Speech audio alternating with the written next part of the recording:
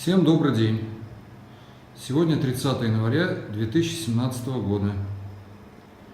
Проводим испытания печи талькохлоридной, выполненной по технологии гипокауст.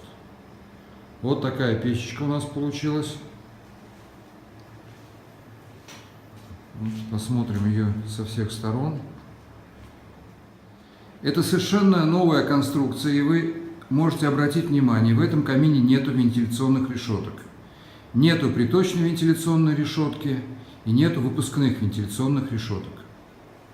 Это полностью замкнутая тепловая конструкция.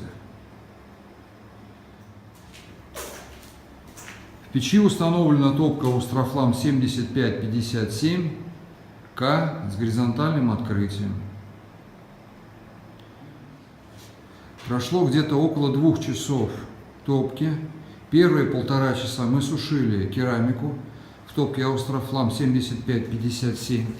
Топка, как вы видите, очистилась. На керамике практически нету копоти. Вот можно посмотреть, есть небольшая сажа по бокам, но я думаю, что мы только начали температуру поднимать, увеличили количество дров, и сажа сейчас со стенок уйдет. Как мы сегодня испытываем печь? У нас есть 2 датчика и 2 прибора. Первый датчик установлен в верхней части купола.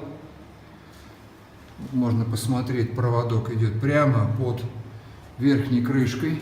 И этим датчиком мы меряем температуру верхней части купола. Сейчас эта температура у нас 49 градусов. Медленно она растет. И второй параметр мы замеряем в нижней части, под топкой. Тоже прибор у нас находится. Вот мы видим 29 градусов в нижней части. Таким образом, сейчас перепад температур между куполом и нижней части печи составляет 20 градусов. Планируем печь топить около 3 часов для того, чтобы температура поднялась до расчетной температуры в верхней части на поверхности 75 где-то градусов будет, в нижней части около 45 градусов. Мы эту температуру планируем получить. Помещение очень холодное.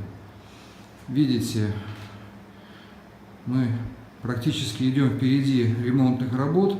Заказчик попросил у нас эту печь смонтировать. Помещение не готово еще даже к финишной отделке, не отапливается. Сейчас мы подняли температуру, и температура в помещении около 17 градусов. Вот так выглядит наш камин в тепловизорной съемке.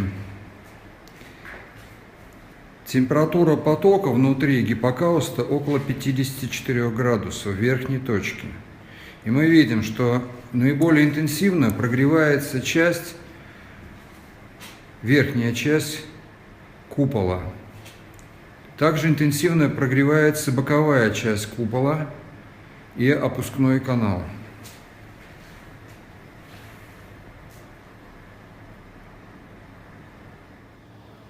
Вот такая у нас печка получилась. Специально мы не подбирали талькохлорид. В общем, получилось неплохо. По желанию заказчика можно сделать подбор камня, можно сделать подбор рисунка и получить более интересные варианты. В основании плитка была очень разнородная. Нам пришлось купить практически 10 квадратных метров плитки для того, чтобы выбрать вот такую однородную по цвету плитку.